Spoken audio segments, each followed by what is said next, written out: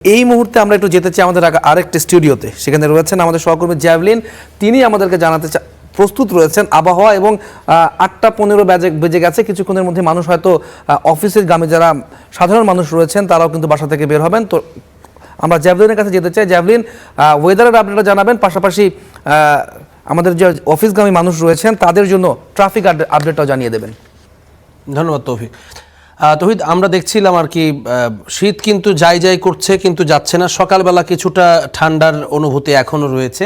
এখন ঠিক এই মুহূর্তে আমরা যেটি দেখছি 17 ডিগ্রি সেলসিয়াস তাপমাত্রা, এটি অনুভূতিও হচ্ছে 17 ডিগ্রি, এবং মোটামুটিভাবে যেই বাতাসের গতিবেগ সেটি আছে 10 কিলোমিটার প্রতি ঘন্টায়, এবং এটি আমরা দেখছি নর্থ ওয়েস্ট থেকে আসছে বাতাসটি, অর্থাৎ মোটামুটিভাবে এটি নর্থ অর্থাৎ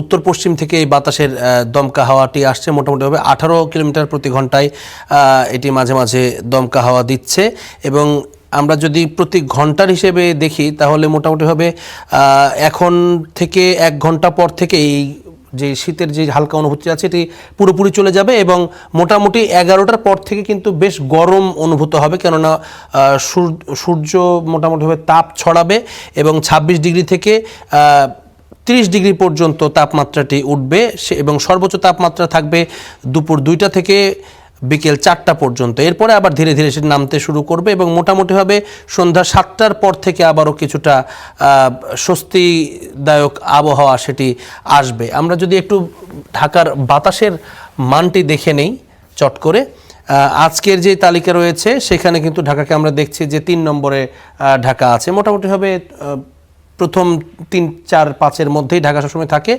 মাঝে মাঝে 1-এও চলে আসে, এবং আমরা আজকে দেখছি যে 1 নম্বরে রয়েছে সেনেগাল, অর্থাৎ আফ্রিকার দেশ সেনেগালের ডাকার শহর, সেখানে 1 এবং 2-এ আছে দিল্লি, ভারতের দিল্লি, এবং 3 নম্বরে রয়েছে ঢাকা আমাদের, এটি 242, অর্থাৎ আজকেও কিন্তু ভেরি আনহেলদির মধ্যেই পড়ে গেছে। এছাড়াও সেরা 10-এ লাহোর, কলকাতা, আফগানিস্তানের কাবুল, ভিয়েতনামের হ্যানয়, উলানবাটার মঙ্গোলিয়ার করাচি রয়েছে, এবং কাঠমান্ডু।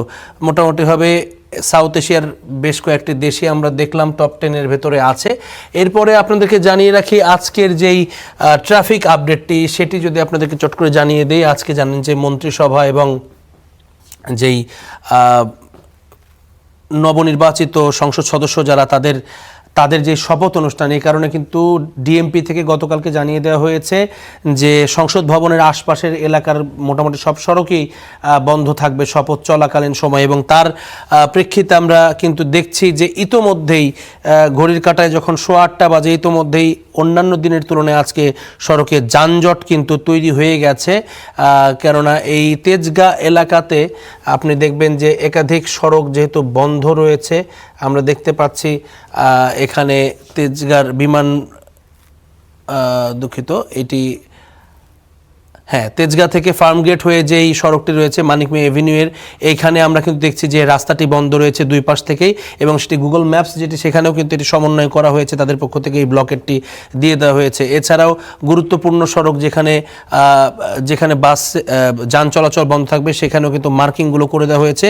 তার প্রভাব কিন্তু আমরা দেখতে পাচ্ছি যে এর আশপাশের সড়কগুলোতে মোটামুটিভাবে ইতোমধ্যে লাল হয়ে গেছে, লাল থেকে খয়েরি হয়ে গেছে। এখানে একেবারে স্টাক পর্যায়ে রয়েছে, বিশেষ করে মিরপুর থেকে যারা আসছেন পুরান ঢাকার মুখী তাদের কিন্তু বেশ ভোগান্তি পোহাতে হচ্ছে। এছাড়া পান্থপথেও আমরা দেখছি যে আজকে এত সকাল থেকেই বেশ জ্যাম হয়ে গেছে। এছাড়া কারণ বাজার থেকে এফডিসির সামনে যে সড়ক সেখানেও ইতোমধ্যেই সড়কে যানজট তৈরি হয়ে গেছে। সামরিক জাদুঘরের সামনে অর্থাৎ বিজয় সরণি পর্যন্ত যে এলাকাটি, এটিতেও আমরা দেখছি যে ইতোমধ্যেই পুরো সড়কটি যানজটের পূর্ণ হয়ে গেছে। মহাখালীতেও চাপ আছে বেশ খানিকটা, জাহাঙ্গীর গেট থেকে শুরু করে একেবারে মহাখালী মোড় হয়ে বাস টার্মিনাল পর্যন্ত পুরোটাতেই আমরা দেখতে পাচ্ছি সড়কে জ্যাম রয়েছে। এছাড়া আপনাদেরকে জানিয়ে রাখি রামপুরার যে সড়ক খুবই স্বাভাবিক, এই সড়কটি বন্ধ থাকার কারণে অনেকে ডাইভারশন ইউজ করে হাতিঝিলের পাশ দিয়ে এসে ডিআইটি সড়ক ব্যবহার করছেন, এবং সেখানে আমরা দেখছি বাড্ডা থেকে শুরু করে একেবারে মালিবাগ পর্যন্ত পুরো সড়কটিতেই লাল হয়ে আছে, অর্থাৎ এই সড়কে চরম ভোগান্তিতে পড়তে হচ্ছে আজকের দিনটি। বেইলি রোড যেটি সেখানেও আমরা দেখছি বেশ খানিকটা চাপ রয়েছে। এছাড়া পুরান ঢাকার ভেতরের যে সড়কগুলো সেটি প্রতিদিনের মতোই সেখানে স্বাভাবিক রয়েছে। কেরানীগঞ্জ থেকে এই সড়কটিতেও মোটামুটিভাবে চাপ রয়েছে। মোটামুটি সবগুলো সড়কেই কিন্তু আমরা দেখছি যে প্রতিদিনই আমরা আপডেটগুলো জানিয়ে দেওয়ার চেষ্টা করি। এই সময়ে কিন্তু সচরাচর এই এতটা জ্যাম থাকে না, তবে আজকে যেহেতু বেশ কিছু সড়ক বন্ধ আছে প্রধান সড়কগুলো, এ কারণেই মূলত আমরা দেখছি যে ট্রাফিকের যে চাপ সেটি ইতোমধ্যেই শুরু হয়ে গেছে ঘড়ির কাঁটায় যখন 8টা 20 বাজে। আমরা যে কারণে এই ট্রাফিক জ্যামটি মূলত যে মন্ত্রী পরিষদ এবং তার আগে নবনির্বাচিত এমপিদের শপথ অনুষ্ঠান সেটির কারণেই মূলত এই এলাকাতে এই যানজটগুলো তৈরি হবে বা আজকের দিনটি কষ্টভোগ করতে হবে। সেই আয়োজনের সবশেষ খবর অর্থাৎ শপথ অনুষ্ঠানের সবশেষ খবর জানতে আমাদের সহকর্মী জাকারিয়া আহমেদ আছেন সংসদ ভবন এলাকায়। আমরা তার সঙ্গে যুক্ত হতে চাই। জাকারিয়া, একটু আমাদেরকে জানাবেন শপথ অনুষ্ঠানের প্রস্তুতি কি অবস্থায় আছে, এখন শেষ, সেখানে কি চলছে, নিরাপত্তা ব্যবস্থা সেখানে কেমন এবং কোন কোন সড়ক মূলত বন্ধ রয়েছে?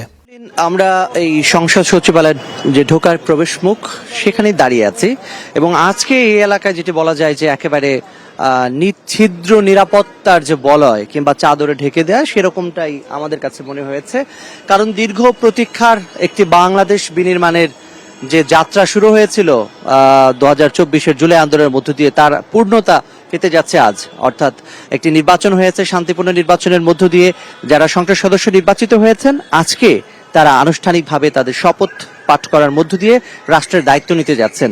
আর কিছুক্ষণ পরেই সংসদ সদস্যদের শপথ অনুষ্ঠান শুরু হবে জাতীয় সংসদ ভবনের যে শপথ কক্ষ রয়েছে সেখানে অনুষ্ঠিত হবে। সেই শপথ পড়াবেন প্রধান নির্বাচন কমিশনার, তিনি তার নেতৃত্বেই শপথ পাঠ অনুষ্ঠানটি আয়োজিত হবে। আমরা দেখতে পাচ্ছি যে সংসদ ভবন এলাকার সামনে অনেকেই এখানে এসেছেন, বিভিন্ন এলাকার নেতাকর্মীরা এসেছেন, যেসব এলাকার সংসদ সদস্যরা নির্বাচিত হয়েছেন তাদের অনুসারীরা এসেছেন আইন শৃঙ্খলা রক্ষাকারী বাহিনীর সদস্যরা এসেছেন, সাদা পোশাকের আইন শৃঙ্খলা রক্ষাকারী বাহিনীর সদস্যরা রয়েছেন, গণমাধ্যম কর্মীরা রয়েছেন, তারা যার যার মতো দায়িত্ব পালন করছেন এবং যে আজকের যে আয়োজন সে আয়োজনের দিকে তাকিয়ে আছে পুরো বাংলাদেশ। এবং যে কারণে এই সংসদ ভবন আজকে একেবারে বলা যায় যে শুধু বাংলাদেশ না, দেশের বাইরের গণমাধ্যমের চোখও থাকবে এইদিকে। এবং আজকে প্রথমে যে সংসদ সদস্যদের যে শপথ অনুষ্ঠান, এর পরে আমরা যতটুকু জানতে পেরেছি বিএনপির একক সংখ্যা গরিষ্ঠতা নিয়ে তারা সংসদ বিজয়ী হয়েছে নির্বাচনে, জাতীয় সংসদ নির্বাচনে। তো তাদের সংসদ সদস্য হিসেবে শপথের পরে যে আনুষ্ঠানিকতা রয়েছে, তারা তাদের সংসদীয় বোর্ডের তাদের যে সভা রয়েছে সেই সভার মধ্য দিয়ে সংসদ নেতা কে হবেন সেই বিষয়গুলো তারা সুরাহা করবেন এবং পরবর্তীতে বিকেল 4টায় এই সংসদ ভবনের যে দক্ষিণ প্লাজা রয়েছে উন্মুক্ত স্থানে সেখানে মন্ত্রী পরিষদ, প্রধানমন্ত্রী এবং মন্ত্রী পরিষদের শপথ অনুষ্ঠান হবে, তার শপথ বাক্য পাঠ করাবেন রাষ্ট্রপতি।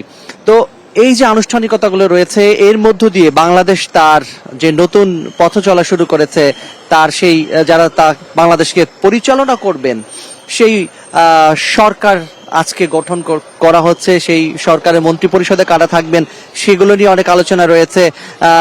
সেই আলোচনার আজকে সমাপ্তি হবে এবং আজকে বিকেলের মধ্যেই পরিষ্কার হবে আগামীর বাংলাদেশে কারা পরিচালনা করতে যাচ্ছেন এবং বাংলাদেশের মানুষের ভাগ্য উন্নয়নে কারা কাজ করতে যাচ্ছেন সেই বিষয়গুলোর সুরাহা আজকে বিকেলের মধ্যেই হয়ে যাচ্ছে।